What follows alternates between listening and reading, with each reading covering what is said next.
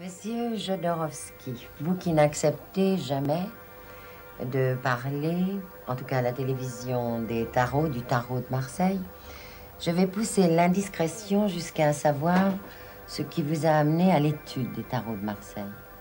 Le tarot est une œuvre d'art sacré qui a la même importance que la pyramide de Khéops, par exemple. Il a passé comme un art populaire, mais c'est un monument. Alors, comme je faisais du film, plastique, je me suis intéressé à ce langage visuel. Donc on peut le décrire physiquement, ce tarot de Marseille. On peut dire qu'il est composé de 78 lames et qu'il y a 22 arcanes majeurs qui sont là au milieu. Et puis qu'il y a les arcanes mineurs, qui sont donc 56, qui appartiennent à 4 familles. Oui. Et on commence par le bâton, Oui. l'épée, Oui. la coupe Oui. et les deniers. C'est le seul qui soit au pluriel. Oui, oui. Aussi le corps, après, serait les sexe, créativité. Le bâton. Après, serait la coupe, l'émotionnel. Et après, serait l'épée, intellectuelle. Très bien. Et les arcanes majeurs parleraient d'une conscience de ces 4 forces qui nous composent. Bon. Moi, je n'ose pas les toucher.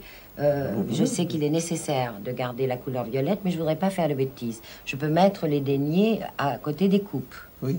Et les bâtons Oui. à côté des épées. Et là, nous aurons donc 2 parties, la partie active du tarot et la partie réceptive du tarot. Et là, donc, nous avons le monde. Oui, la carte du monde, c'est une carte formidable, c'est une carte soit de réalisation, soit d'enfermement, selon ce que je sais, jusqu'à un certain point, et si vous l'acceptez. Parce que dans un bol, n'importe qui peut dire n'importe quoi. Oui. Alors, il faut partir de la base que le tarot, c'est un langage projectif. Généralement, on pense que c'est pour lire le tarot aux autres. Oui. Après, on apprend à lire le tarot à soi-même. Et à la fin, quand on arrive à la maîtrise du tarot de Marseille, on lit le message du tarot dans ce qu'il est, comme un poème. Le tarot donne une phrase de sagesse. Il devient notre maître. C'est une représentation du cosmos, représentation de l'inconscient profond. Il y a aussi une chose qui est très intéressante dans le livre que vous avez écrit, c'est que vous parlez de l'observation objective, c'est-à-dire l'importance de la forme, le cadrage, les couleurs, les visages, les pieds, les mains, par exemple, lorsque nous avons affaire à des personnages, et puis les éléments, l'observation constante.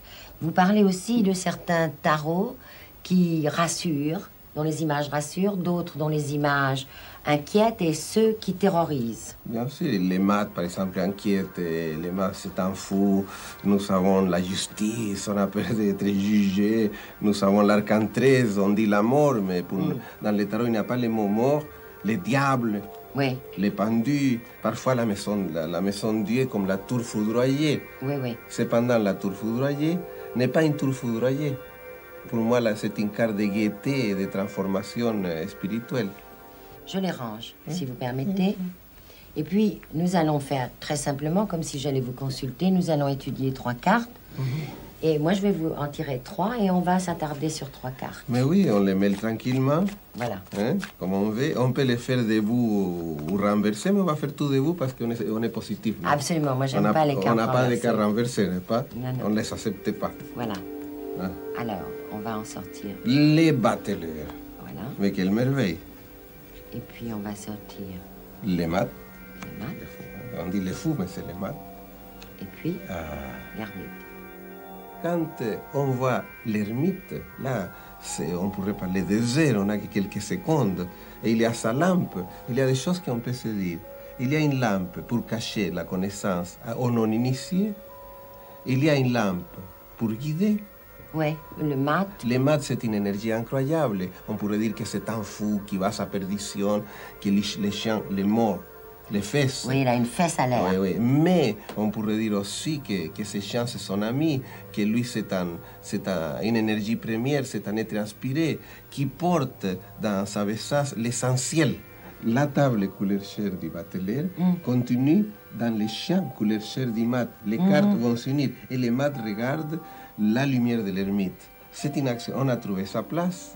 Une fois qu'on a trouvé sa place, on peut éjecter son énergie vers la conscience. Si on n'a pas trouvé sa réalisation matérielle, on ne peut pas trouver sa réalisation spirituelle.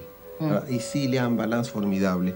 9 plus 1, ça fait 10. Les maths, c'est un zéro, malgré qu'ici on a écrit 22. C'est une vieille voyante, c'est une vieille édition, mais les maths n'ont pas de numéro. Alors, il faut chercher la rue de fortune, parce que vous parlez... Alors, voilà la rue de fortune. Et nous avons, au miracle, 3 personnages.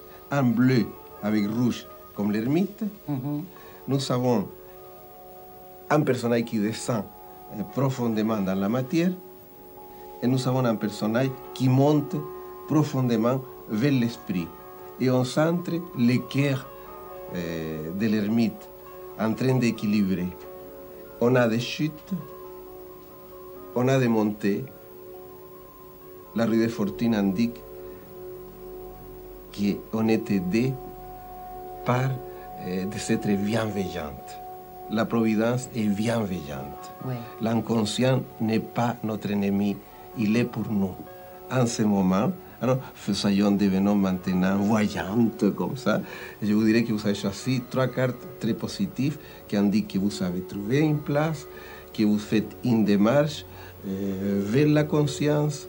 En ayant fait cette démarche vers la conscience, le tarot est votre ami et il vous place dans une montée, dans une réalisation spirituelle. Voilà.